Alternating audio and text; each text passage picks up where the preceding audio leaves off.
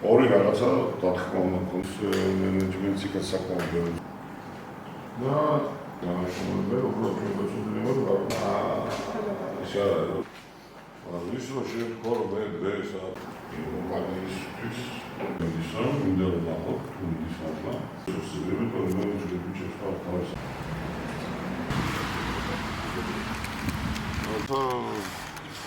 ვადენ შენობაც ესა ისე განა ეს ყველაფერი ამას ვინა ადვილი აფერა სარტელიც არის შენობა ზედაპირია და ძიანებია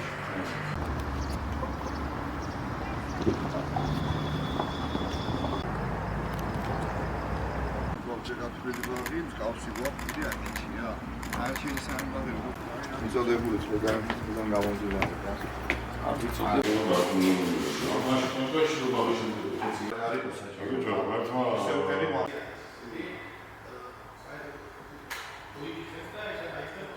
შეხვედრები ჰქონდა გურიის რეგიონში, გურიის რწმუნებულის ადმინისტრაციაში შეხვდით ყველა მერს, ძალიან საინტერესო შეხვედრა იყო. გავცვალეთ ჩვენი მოსაზრებები დღეს ინფრასტრუქტურის სამინისტროს მიერ მიმდინარე პროექტებთან დაკავშირებით, როგორც არის ძირითადად ბაღების შენებლობა, ვისაუბრეთ სპორტულ ინფრასტრუქტურაზე, რომელიც არის დაგეგმილი ამ სამი მუნიციპალიტეტში. დაახლოებით 28 ბაღი იყო დაგეგმილი გურიის რეგიონში, 55 მილიონი ლარის მოცულობის თანხის. დღეს მდგომარეობით სიტუაცია განსხვავდება სხვადასხვა კომპანიებთან მიმართებაში. 4 ბაღი დასრულებული არის ამ 28 ბაღიდან.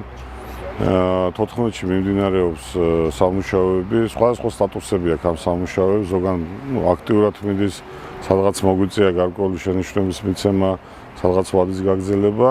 ინფრასტრუქტურის მინისტრის მოადგილესთან, ბატონ ილია ბეგიაშვილთან და ადგილობრივი თვითმმართველობის წარმომადგენლებთან ერთად გურიაში მოვინახულეთ პროექტები, რომელსაც მუნიციპალური განვითარების ფონდი ახორციელებს. ეს შეეხება საბავშვო ბაღების მშენებლობას. მოვინახულეთ დასრულებული ობიექტები, ასევე მიმდინარე მშენებლობა და ის ობიექტები, სადაც გარკვეული გამოწვევები არსებობს.